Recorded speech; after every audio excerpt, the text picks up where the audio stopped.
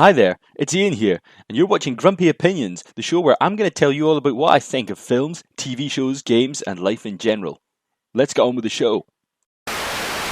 So, Star Wars is a thing, we know that. Rise of the Skywalker, the last ever Star Wars saga movie, is going to come out next week. Like, literally, it's coming out on Tuesday, that soon. So Disney's going all out with Star Wars stuff to keep the franchise interesting and fresh and new and keep us involved. And first of that up is The Mandalorian, Episode 1. So we start out in a dingy bar on a space planet where the local hoods are roughing up some blue guy and talking about cutting his glands off to sell. Ew. But then the guy in Mandy the Lion armor comes in and they're like, hey, you spill my drink. And he kicks all sorts of alien butt. And then it turns out that the blue guy is actually the bounty he's after because he hunts bounties because he's a bounty hunter. And not like hunter of the tasty nice coconut bar type things.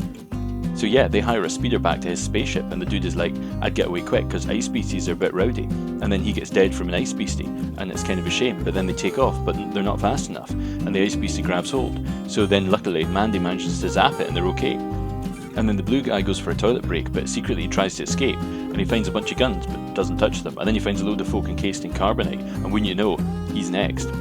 Then Mandy lands on the planet and he's all like, hi Dylan from Predator. And Dylan's like, I got some money but the money's not good enough and jobs and I've not very many of them. And Mandy's not happy but he accepts like the lower amount of money and he gets like a secret under the table job. And then he goes to meet with like the secret ex-Empire folk and he gets the mission. And then he pops home to like helmet people land and gets a new shoulder pad. Then he's off on his mission and he lands on a planet and he gets surprised by a big beastie. And then a wee alien with Nick Nolte's voice helps him in exchange for getting rid of bounty hunters because he's a bounty hunter and he can get rid of bounty hunters or something, circular logic, and it didn't really make much sense. But anyway, he learns to like Crocodile Dundee, the blob beasties, and then he gets to the bad guy base. But just as he arrived, a bounty hunter droid attacks first, so he ends up helping him and together they have a massive shootout with many bads and finally they find their mark, and it's a baby Yoda. And the droid has orders to shoot it, so Mandy like pops him in the head and then goes coochie coo the baby. The end.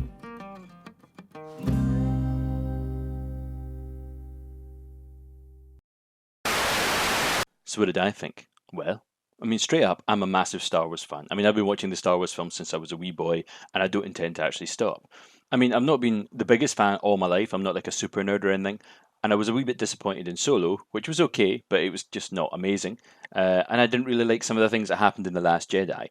But I'm going into this with really high hopes. And there's an awful lot to like in this show. It's gorgeous to look at, the sweeping vistas are amazing, the cinematography is great, the detail in the costumes and the creature effects is 100% pure amazing Star Wars. And sure, this is a show with like Disney budget, and Disney budget is like insane. And the show's like a big day sell for like the Disney Plus channel, the new streaming service that they've done. So they were never going to let it be cheap and nasty. But it could have been a big disappointment. And I do love the way that this was aesthetically like Old West. The opening scene was straight out of some sort of Western bar brawl from an old movie like Shane or something. I also love bits like Mandy hanging out with the baddie bass. It reminded me of the Wild Bunch or Butch Cassidy or something, or even Django. And then there's a whole load of Star Wars lore in this as well. Because this is all set after Return of the Jedi, but before The Force Awakens. So they're establishing that the Empire isn't a thing anymore, and that's why their money isn't worth anything. These are Imperial credits. They still spend. I don't know if you heard, but the Empire is gone. We're also clearly pre-First Order, so yeah, it can't be that long after it. Because we still see some stormtroopers hanging around in the old style armour, but even though they do look a bit rough. And I do like that we got some mentions and some info about the Mandalorians themselves, because we don't really know much about these people other than Boba Fett and Django turning up in the second of the prequels. And however, they don't actually take their helmets off, apparently, is what somebody said. And that's news to me, because Django totally did. And they earn their armour a piece at a time, and it's really valuable, presumably because it can take like a blaster straight to the front and it doesn't actually hurt them. It's also interesting that we've got like a baby Yoda, and apparently a load of bounty hunters out to get it. And that sets us up for an interesting concept of the show, because Mandy's going to have to fight off all the other guys who are trying to get this baby. I'm guessing that, that wee guy who was pals with Werner Herzog is the guy who's going to end up looking for it. I'm suspecting already he's probably not going to be an Imperial, he's probably only pretending or something. Because, yeah, I just see it going that way. But also, wow, Werner Herzog's in this. He's a total big-time film director, and he's not really an actor. And we've also got like Carl Weathers, who hasn't been in much for a while, but is a great actor. He's Apollo Creed, and he was Dylan in Predator. You've got Nick Nolte, coming out of semi-retirement to do a space alien voice. And the droid at the end, that was Taika Waititi. Now, I probably butchered his name there completely, but he's the guy who directed Thor Ragnarok in the new film Jojo the Rabbit. That's him literally playing imaginary Hitler in Jojo the Rabbit. And then finally, you've got the Mandalorian himself, who I've been calling Mandy for obvious reasons, and he's kind of cool. And I like how they establish that he's practical but not greedy. He's efficient, but he's not callous. And for some reason, he doesn't trust droids. No droids. And we also got like flashbacks of bad stuff happened to his family as a kid, and there was mentions of a purge, so maybe their people have been wiped out or tried to get wiped out at some point. And he's played by Pedro Pascal from Game of Thrones, Pedro Pascal, who was like the Viper, the Red Viper guy who got his head squished. Yeah, but he's a solid actor and he's really good. But yeah, I mean, speaking of performances, I mean, not everything about this was amazing. As I said, Pedro from Game of Thrones, he didn't exactly set the screen on fire because he didn't really have much dialogue. And the blue guy at the beginning, I mean, he felt like something straight out of the Orville. And the writing, it was kind of drab and kind of generic. I mean, you see that first scene, that was kind of the worst part. It was fun, but it was so predictable and basic. Honestly, I was shocked. I mean, I genuinely felt like I was watching something really weird, like that it was a cartoon or even a cutscene from a bad computer game. And 2 minutes in, I was like, well, that guy's going to die, and he died. And then it's like, a beastie's going to pop up, and it did. And that whole opening is supposed to be our cold open to the show. And if you set it up as being really, really boring and predictable, it's going to lose a lot of people. And an awful lot of the 38-minute runtime, which is odd, 38 minutes, I mean, most shows are 45 at least, was just walking about and not a lot else. And a lot of the rest of the episode was interesting, and I didn't predict the ending at all. But is Mandy Harden cool, or is he a bit rubbish? Because it seemed to just change from scene to scene. Like 5 minutes in, he's amazing, and then he gets his ass kicked by a blobby monster, one that he should have heard coming, because, I mean, they're not quiet. And then he's amazing with it, then he's rubbish, and then he's a crack shot, and then he's amazing and amazing.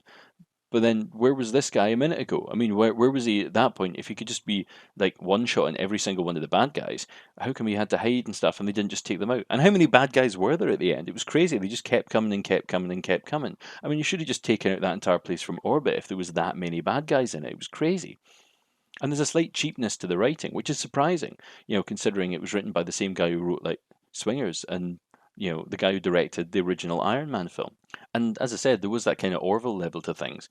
But also, like, the cantina scene, yeah, it just clunky dialogue, generic scenes. And in some ways, it kind of reminded me of like a Saturday Night Live parody. And the problem is, a few things are brushed up against similar areas. It reminded me a lot of actually how the third Riddick film starts just getting silly as it becomes so comic booky or cartoonish that it starts to lose what made it good in the first place. And Star Wars, I mean, it's not the most complex of things, but Rogue One had moments of proper complexity and deep character stuff and harshness, and it was well written. It didn't feel like a half-baked kids show. I mean, it had its problems, don't get me wrong. And Solo was a bit more kind of like by the numbers, but it didn't feel as cheesy as this. And I wasn't the biggest fan of The Last Jedi, but at least it's written for adults as well as for kids. But this feels like it's just aims at like kids who watch the Clone Wars and the Rebels cartoons, and that's fine. But I think that the visual look of it and the theme and the concept of it don't really land with that kind of aim. I think this is more like it should be a bit more adult. I mean, it's about bounty hunters going around shooting people. And overall, this was a wee bit uneven and a wee bit messy, which is a shame because it's got an awful lot of potential, but it's not bad. I mean, it's fine. It's kind of just alright. It's okay. And that's a mediocre start to a show. But it's a show that's part of an 8-episode season, so there's plenty of room for it to improve and be amazing. So let's just stick with it. Until next time, I've been Ian, and these have been my grumpy opinions.